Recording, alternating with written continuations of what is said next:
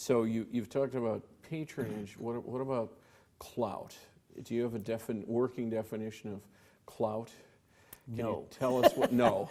Well, it's interesting. I suppose what you think of, if you're from Chicago, is that clout means you have a political friend in a high enough place that they can open some necessary door that has to be opened for you. And I guess that's what clout means here. I sometimes wonder because when we have other worlds that we come from, I mean, for example, the academic world, there is lots of what might be called clout in the political world that takes place there. I mean, if somebody is on the faculty or in the administration and they have a candidate that they feel very strongly about, guess what? They go to bat for that person and do everything they can to get that person hired. Now, if they have enough, quote, clout, maybe they're successful in doing it. But what does the clout come from? It just comes from being there on the scene and being a part of the community. It's strange. I think here in Chicago, right, we would define clout in terms of basically political clout. But I think it exists in every walk of life in one form or another. How important was it to the way the city worked under the late Mayor Daley? I suppose it was very important. I don't know that I was ever that much a part of the world that I would have, been able to sort of see it up front. I mean, I could see it in terms of what people, for example, were endorsed or supported or encouraged or nourished in the political part of the world. Mm-hmm. But in terms of, who could get an important job or who could get a contract or things like that, I didn't really, was not in a world where I would have seen that very much up hand. We all, of course, were very aware of the patronage part of it. That is, right, those who did the precinct work and in many cases were indeed also employees. And if they didn't do their job well, sometimes they were no longer employees. In fact, as I understand it, and I can only say that this is what we all believed and heard all the time, was that the really good, strong ward organizations gave their precinct captains a certain quota of votes that they had to produce. And I can remember hearing almost directly from George Dunn, in whose ward I lived a good part of my adult life, that if somebody didn't, they were asked beforehand, how many votes are you going to get? Let's say the precinct captain said, okay, on this precinct I got 150 votes, whatever. And if he was very far off from his 150, he'd have to come in and explain to the ward boss. If it was either low, especially, maybe even if he was too high, he might have an explanation to give. So it was, in the good, strong wards in that respect, it was a pretty tightly run organization, I gather. Now, back to patronage. You of course, were a Constitutional Convention delegate, CON-CON. Yeah. I think it was from the election to the convention that the Shackman lawsuit originally started, if I remember correctly. How would you say the Shackman decree has changed things in Chicago? Or has it changed things? I think it really has. I'm not sure Mike Shackman would 100% agree with that, because he is just recently, again, been raising concerns about whether the system that has now been set up is really being fully complied with, and I'm sure there are gaps in it. But it certainly is not the same that it was back then, where every job practically was dependent on your political credentials and how well you were doing your political work, and whether your ward committeeman thought you were the right person for the job, and I guess played in a pretty tough way sometimes. And if you didn't produce, you were in danger of losing your job. And I don't think that anything across the board like that anymore. In part because of what Mike Shackman was able to do initially, and then, as much as anything, what he was able to do on a continuing basis, because it's been, you're right, it's been a long time since the original Shackman decree, and they've had to have several monitors.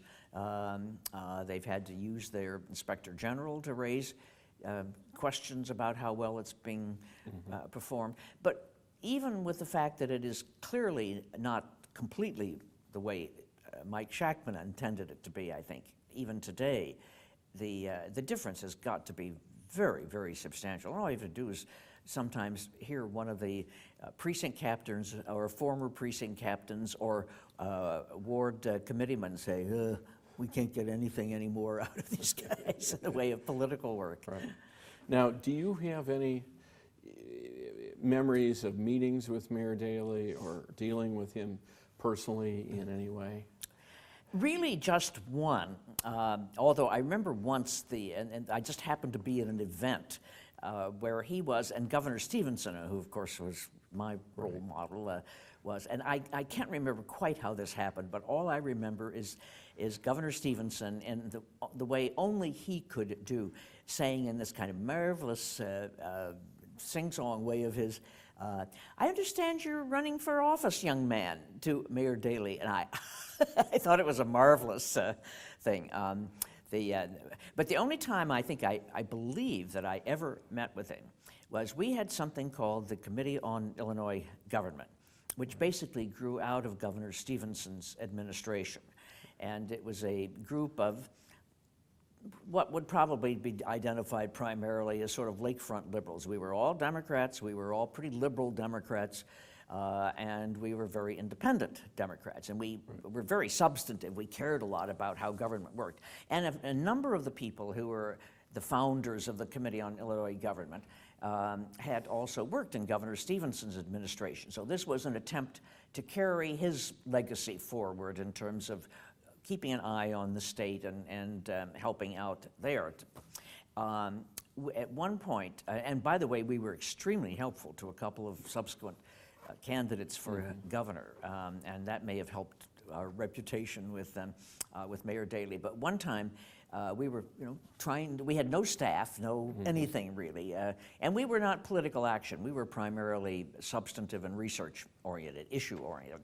But we needed some money, though, to be able to do our work. And so we swallowed hard, and Jim Clement and I, who had been active from the beginning, were the ones who were designated to go meet with the mayor. We did get an appointment with the mayor, and we sat there, and basically we were asking him for money to support the substance of the state Democratic Party, which didn't exist at that time, by the way. There was no research or anything done at the state level. And we explained to him why we thought that was important and blah, blah. So we were sat there, and you know what it is? He sat there like I later described it as the great Buddha, not a sign of anything going across his face. And you know how it is when you're in that thing, you sort of start talking faster and trying to figure out, what can we say that's going to get through? Well, finally, after some agonizing, 15 minutes, maybe 20 minutes of all of this, we mentioned the fact that we were preparing this thing that was called a Democratic Challenge, and that was for 1960, I think. We didn't have enough money to print it.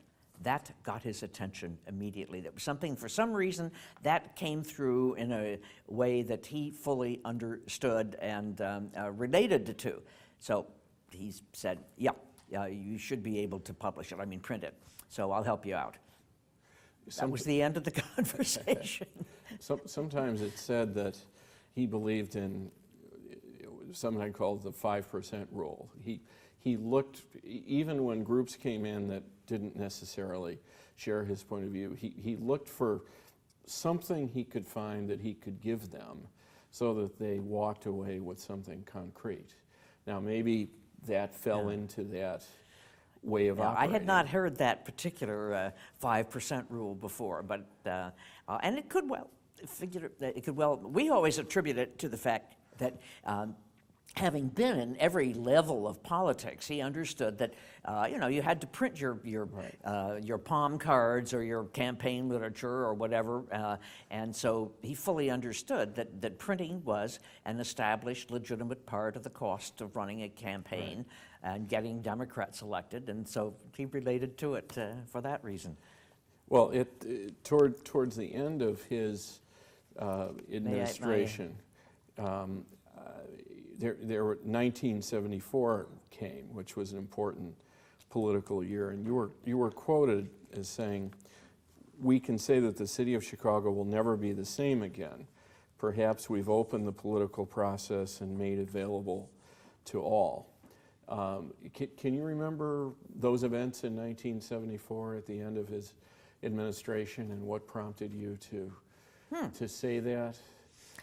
I'm not sure. The only thing I can think of is that that was the year, which was basically my first full year in the Illinois Senate, in which we passed the first, what you could call, campaign finance reform in the history of the state of Illinois. It was disclosure.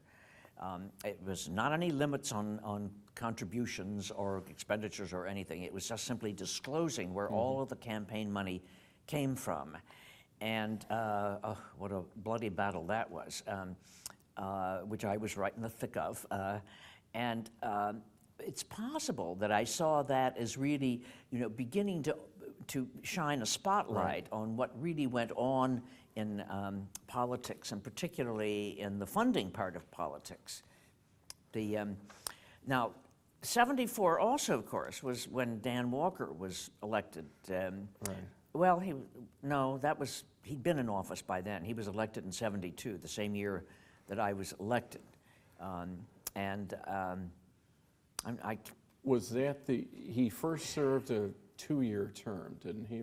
No, that was Thompson had the 2-year term much later. Thompson had the 2-year term. No, Dan Walker was elected in 72, took office in January 73, as I did. I took office in the Senate at the same time.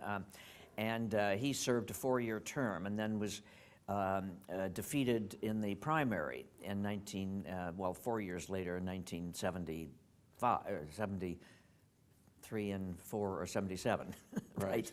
76 was the election, actually. Now, that would have been, so 74 would have been not quite the middle of his term, and things were still pretty bad, the relationship between the Walker administration and the mayor. And every time some of us thought we were trying to patch things up or to be a conduit or something, one or the other of them would mouth off and open up all the old wounds.